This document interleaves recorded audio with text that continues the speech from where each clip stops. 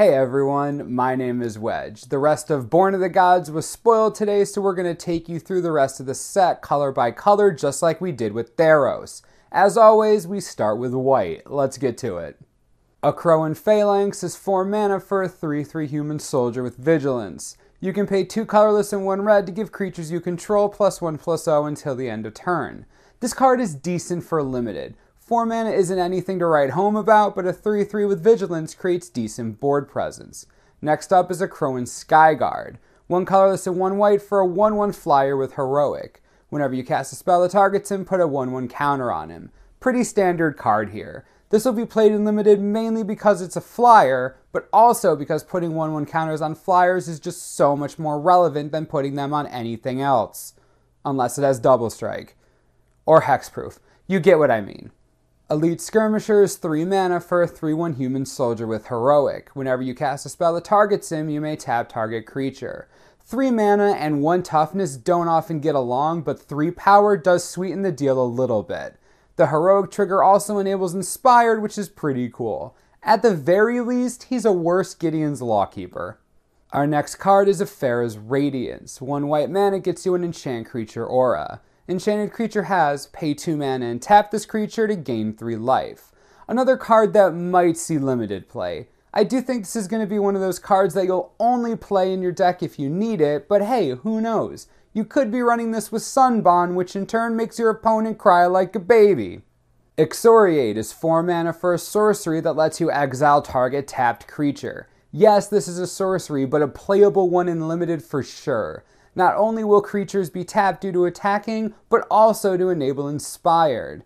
This is a relevant removal spell, and in some situations will even get rid of gods. Decent limited card. This next card was leaked a while ago, but because it wasn't officially spoiled, we couldn't talk about it yet.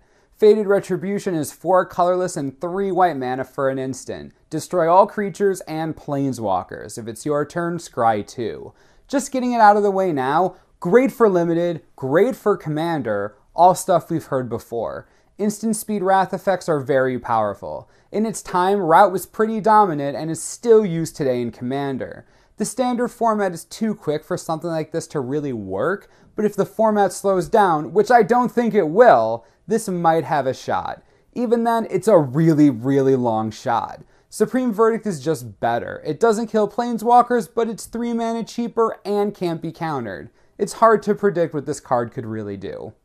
Ghostblade Eidolon is a 3 mana 1/1 enchantment creature spirit with a bestow cost of 6. It has and grants double strike. I love that there's a bestow card that gives double strike. The only problem is the cost is so high for it. 3 mana for a 1/1 is painful enough, but 6 mana to just give +1/+1 and double strike? Don't get me wrong, I'll play this in limited all day probably, but I wanted something like this to be good for standard. Bummer. Great Heart is 4 mana for an elk. A 2/4 elk. Yeah.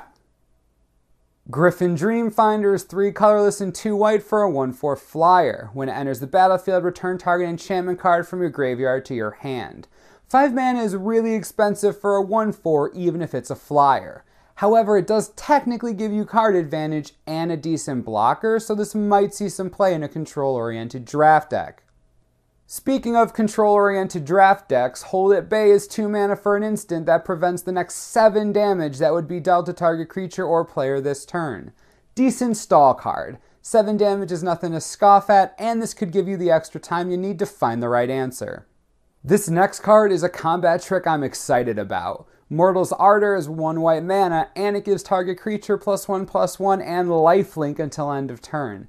This is a great card for limited. 1 mana is super cheap for a heroic enabler that gives a relevant keyword in lifelink and pumps it up.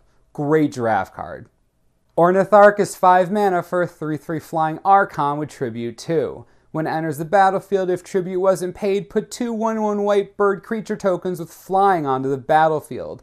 This is like a better seller of Songbirds. You either get a 5/5 flyer for 5, which is awesome, or a 3/3 flyer, still awesome, but you also get 2 more 1/1 flyers. It might not look like it, but this is a bomb in limited. Easily pickable within your first few packs. Bomb. Like, That does it for the rest of the white cards in Born of the Gods. Anything that stood out to you guys as being particularly good? I myself am really fond of both Mortal's Artur and Ornitharch for Limited. Let me know what you think in the comments below and we'll talk about it. Remember to stay tuned in to see the best of the rest of every other color. As always, subscribe below for the latest and most reliable Born of the Gods spoiler information you could ever need. This is the Mana Source, I'm Wedge, thanks for watching, we'll see you next time.